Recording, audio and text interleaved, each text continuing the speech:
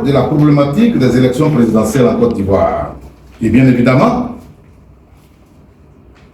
à l'origine de leurs organisations apaisées ou non. À ces causes juridiques, institutionnelles et normatives, il convient d'ajouter des exclusions purement stratégiques et politiques de candidats par certains tenants du pouvoir exécutif. Les déclencheurs des violences électorales qui rythment la vie de la nation ivoirienne depuis une trentaine d'années, ainsi que les entraves aux droits civiques et politiques sont, entre autres, premièrement, le boycott actif des élections présidentielles de 1995 par le Front républicain, formé du RDR et du FPI de l'époque, dont l'un des principaux griefs portait sur le code électoral voté en décembre 1994, lequel code électoral invalidait la candidature de l'ancien Premier ministre Alassane Ouattara. Deuxièmement, la tentative musclée mais infructueuse d'un des candidats, en l'occurrence le général Robert Gueye, de contrarier les résultats sortis des urnes et proclamés par la Commission nationale électorale en 2000. Troisièmement, les proclamations contradictoires et simultanées des résultats des élections présidentielles de 2010 par la Commission électorale indépendante et le Conseil constitutionnel. Quatrièmement, le mot d'ordre des désobéissances civiles, couplé du boycott actif des élections présidentielles de 2020, lancé par des partis politiques de l'opposition,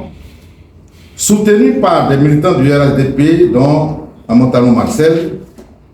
au fin de protester contre le troisième mandat du président Ouattara. Cinquièmement, l'appel en réplique au boycott actif, lancé par le porte-parole du parti au pouvoir à ses militants, pour protéger le scrutin par tous les moyens. Les violences liées aux élections présidentielles en Côte d'Ivoire signalent aussi bien des faiblesses dans la gouvernance que l'absence d'un pouvoir judiciaire impartial, l'autocratie et le non-respect des valeurs fondamentales des droits de l'homme, de la démocratie et de l'état de droit, qui sont pourtant les socles de la paix et de la cohésion sociale. Les conséquences qui résultent des violences électorales sont bien évidemment les pertes en vies humaines, les dégâts corporels et matériels, aux séquelles souvent indélébiles. Va-t-on laisser le pays aller à volo face aux leçons non tirées par les gouvernants ni par l'opposition? Devra-t-on demeurer dans les incertitudes électorales ou dans l'expectative devant le manque de solutions adéquates aux violences électorales récurrentes liées aux élections présidentielles?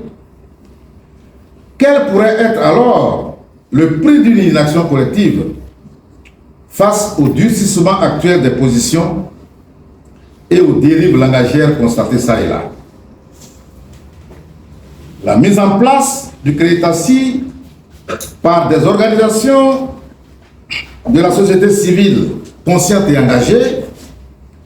est donc la réponse à ces questionnements. Malgré les efforts du gouvernement à travers la mise en place de plusieurs mécanismes de justice traditionnelle, les Ivoiriens peinent encore à se réconcilier. Il est donc de notre devoir, nous, membres des organisations de la société civile, que consacre la Constitution en son article 26 comme une des composantes de l'expression de la démocratie et contribue au développement économique de la nation, d'apporter notre contribution à la stabilité du climat socio-politique, gage de paix et de réconciliation. Chers citoyens et citoyennes, pour rappel, dans moins de 13 mois, la Côte d'Ivoire amorcera un nouveau cycle électoral. Il est indéniable que les élections en Côte d'Ivoire sont l'une des causes des violences meurtrières. Il y a donc nécessité de créer une synergie d'action autour du processus électoral afin d'éviter à notre pays une crise post-électorale, d'où la création du comité de réflexion pour les élections inclusives, transparentes et apaisées en Côte d'Ivoire, en abrégé CREITASI. La création du CREITASI résulte en effet des conclusions de la journée de consultation populaire organisée le 22 juin 2024 par la plateforme de la société civile dénommée Alternative citoyenne ivoirienne, ACI. Le CREITASI vise des objectifs purement citoyens et républicains et se propose de contribuer à la réforme participative du système électoral en Côte d'Ivoire en vue d'élections inclusives, transparentes et apaisées en 2025 et pour les années à venir. Entre autres, en défendant les propositions consensuelles du 22 juin 2024. Le CREITASI se donnera pour cela les moyens légaux de réunir tous les citoyens engagés, portés sur la paix et la cohésion, en vue de mener des réflexions autour de la problématique des élections en Côte d'Ivoire, d'œuvrer à la sensibilisation et à la formation aussi bien à la culture démocratique qu'à la culture politique, et de s'organiser également pour le suivi de tous les processus électoraux. Aussi, nous, organisation de la société civile formant le CREITASI, notamment à l'aide conflit de votre serviteur Frédéric Talon Nyangouin devant vous, Observatoire ivoirien des droits de l'homme, OIDH, de Éric Aimé Sébian, Civis Côte d'Ivoire du docteur Christophe Kwame, Impact New Generation de Jean-Didier Bousset, Debout Côte d'Ivoire du docteur Apia, Alternative citoyenne ivoirienne ACI de Pulchéry Balé,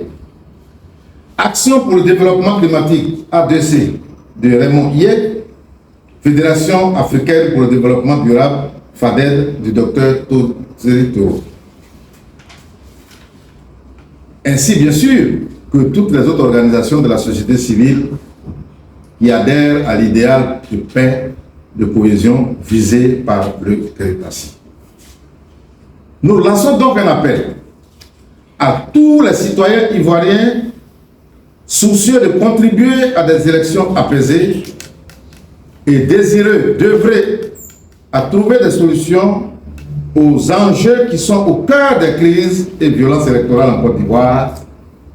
portant notamment sur les questions ci-dessous, entre autres, du fichier électoral, encore objet de polémique à quelques mois des élections de 2025, de la nécessité d'étendre la période de révision de la liste électorale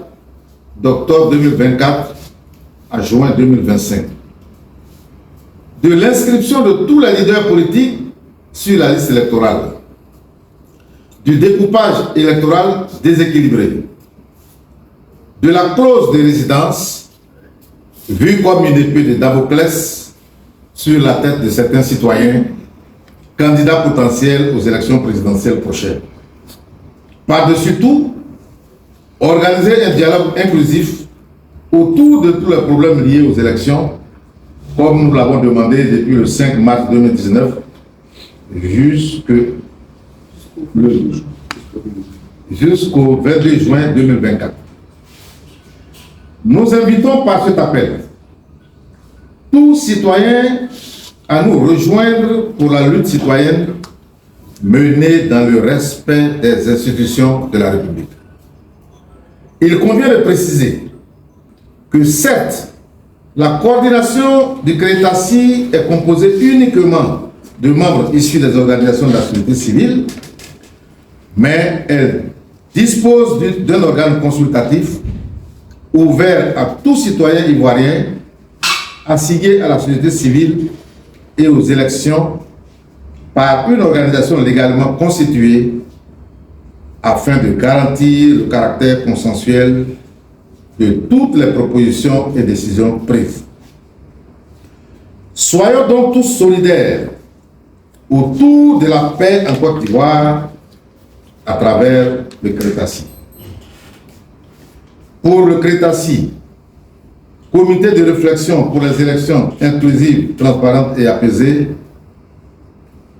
j'ai dit. Je vous remercie. Merci, monsieur le conférencier.